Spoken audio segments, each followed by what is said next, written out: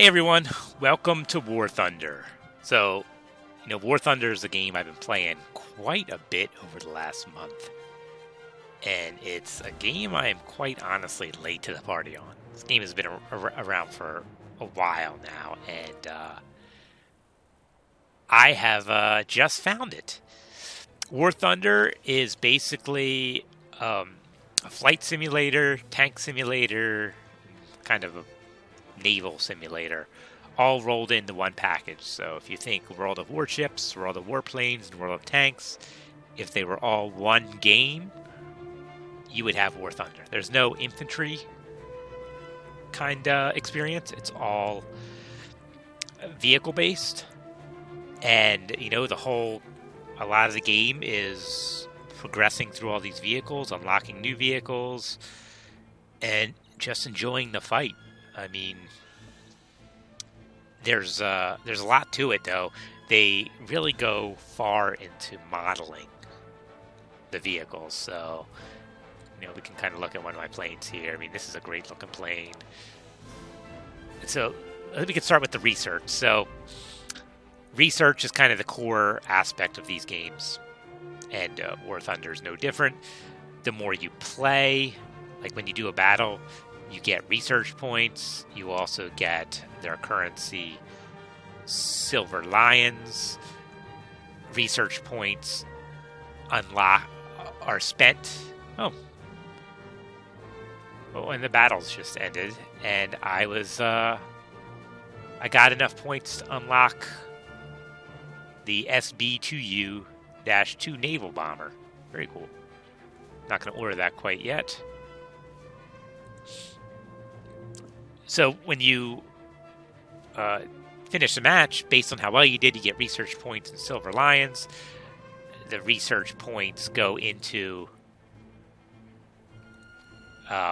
new ships and new equipment. So if we look at one of these, the P-40 here, each vehicle has a load of equipment, and your research points unlock these, and then you spend your Silver Lions to purchase them once you have the research done. So engines will cost 700, and then I use 40 Silver Lions. Then I use Silver Lions to actually put on the plane.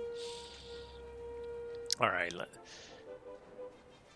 see. And then you can also, there's a whole bunch of other things. So you can choose what kind of bombs, what kind of ammunition you want to use, all sorts of great stuff. So let's see, I just unlocked this guy right here, this dive bomber / naval bomber. And I can't use it yet because one, I have to buy it. Two, you have to give it a crew. But before we get to crews, let's figure out what I want to research next. I could get a little better naval bomber. Get the next naval fighter. Get the P-36A Hawk, which is a little farther down the line. This is currently my best plane. I'm only in rank 2.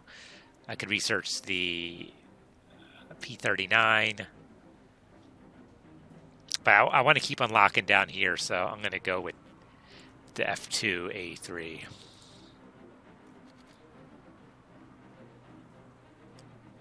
All right, we had enough to get the improved weapons, and we'll start researching the compressor. Great. On the right-hand side are the premium vehicles. So this is a free-to-play game, so they kind of make money with premium vehicles. You can get these in-game in certain ways. There's a bunch of different ways, but these are usually kind of special variants. So, none of the iconic planes are locked in here. Like, this is Galer's F3, F-2. So they're in Thatches. So they're just more customized and have some sort of significance. But the major planes, like the Mustang and all that, you'll be able to get by normal play. And there's a lot of planes in here to research. So if you like researching and progression, you're going to be fine.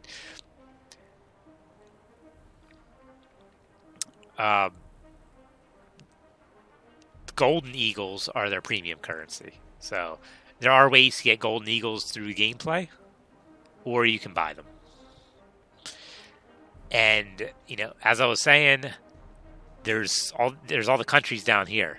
So we can look at Germany, look at all those planes, Russia, Britain, Japan, Italy, France.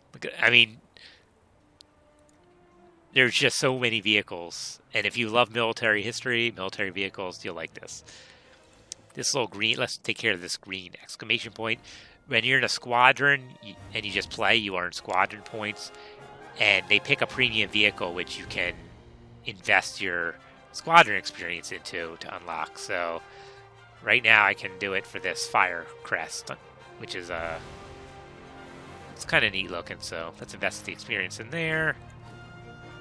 Only 178,000 more to go. All right, so one thing I mentioned was crews. So I'm not 100% sure on crews, but this is how I'm pretty sure they work. They are per country. You get, I think, 2 crews to start with for free, and then you can purchase 2 more with Silver Lions, and then you can purchase more with Golden Eagles. So a crew adds another layer of progression. So let's say, let's take a look at my P-36 here and my crew. So there's all this you can invest crew experience into and add more bonuses to your plane.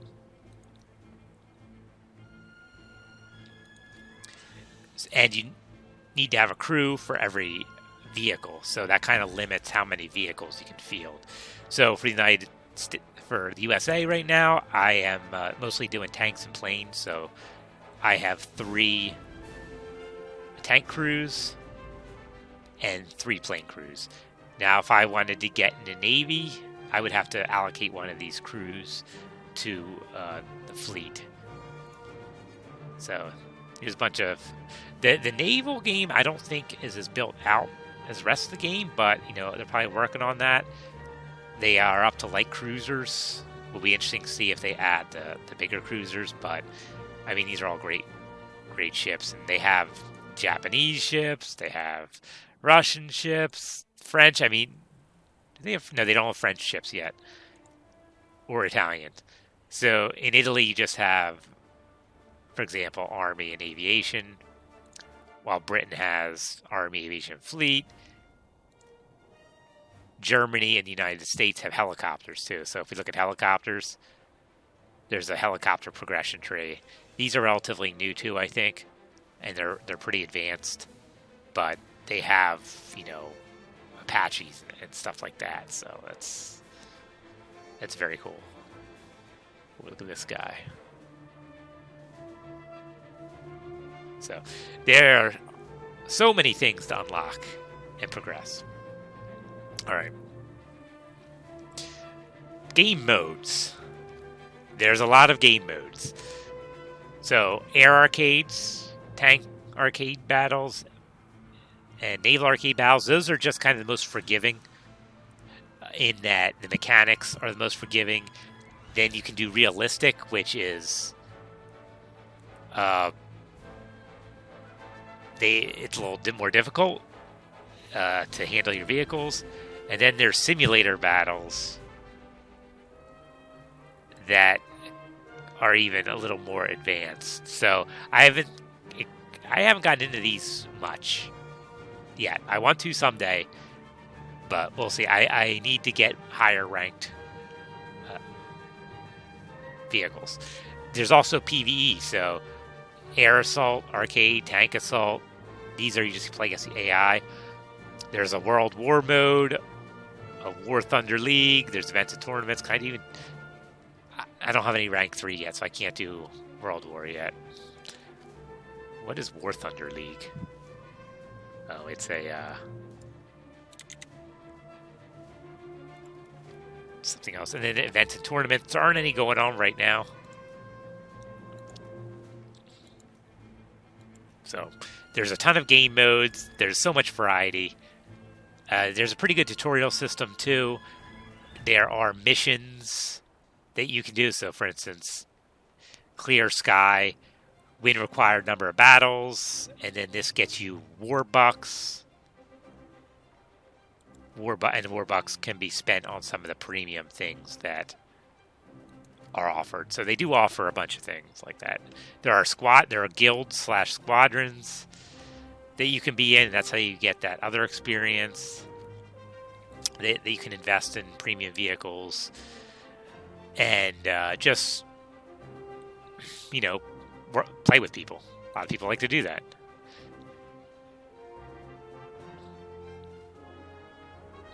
What else do we have here? So I kind of mentioned, on the right-hand side here, when you log in every day, you get a free...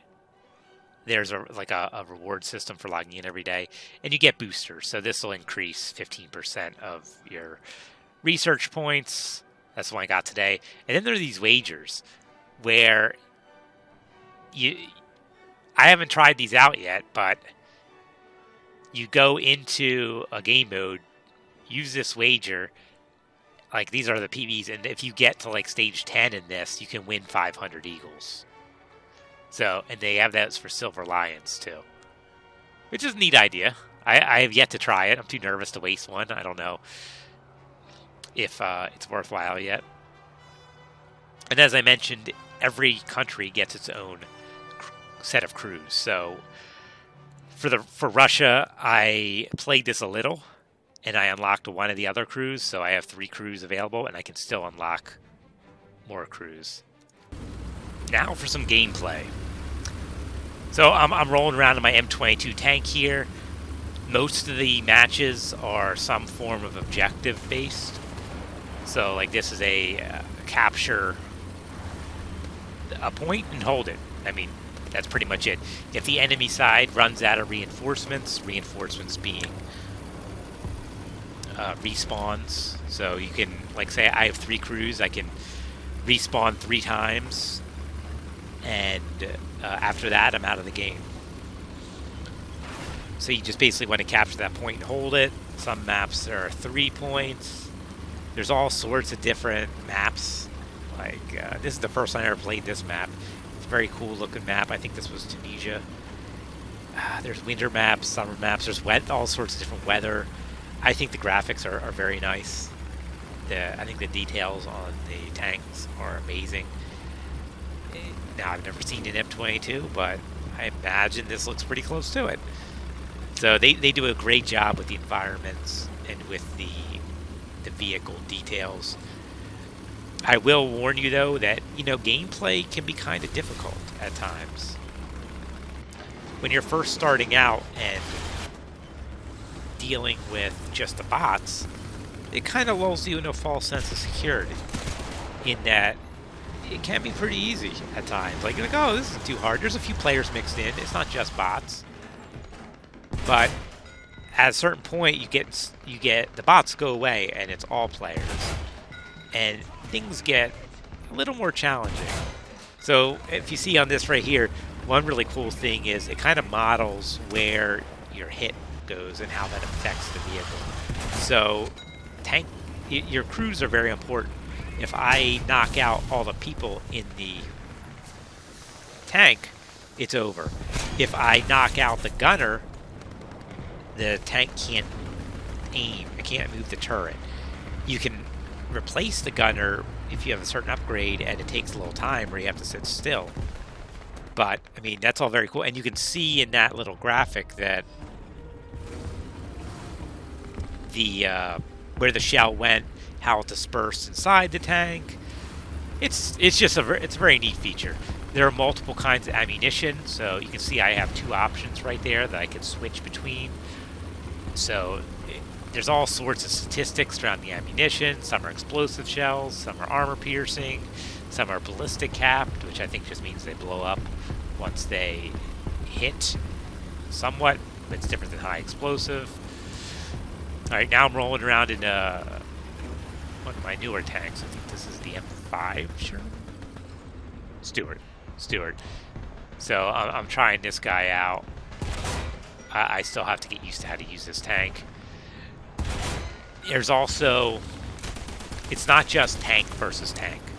If you notice on the bar there, I have some plane options. Once you work up enough score, you can initiate air operations. So you could break out a bomber, strike, more of a strike more of a strategic bomber kind of thing, you know, big, lots of bombs, more of a ground support bomber, or a fighter. And there's these air battles will develop while you're fighting in the tanks, and it can just be awesome sometimes. Now, if someone drops a big bomb on you, it's not as fun, but there are indicators that a bomb is coming. Other times, they will try to just, you know, strafe you with their weapons, depending on your armor. That may or may not work out too well. Like, I just got exploded right there. I'm in matches with some higher tier tanks, so they have a bit more firepower. Like, that tank has more firepower than I do. So these very cool combined arms fights happen, but again, it can be difficult. Like,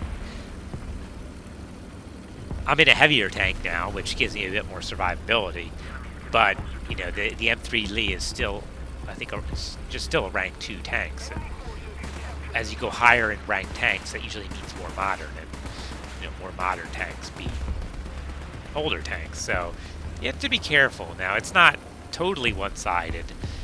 I can still be effective, but it's just I have to be more cautious. So there is also that, since it's free to play, that you know, people can rush their development. They can rush ahead to tanks. However, you know, they still have to do Golden Lions and things like that. Not Golden Lions.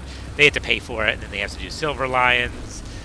And you can convert research point. You can convert research points and all sorts of stuff. So there are definitely ways to get ahead, but I don't really feel pressure to do them because I like just playing the game.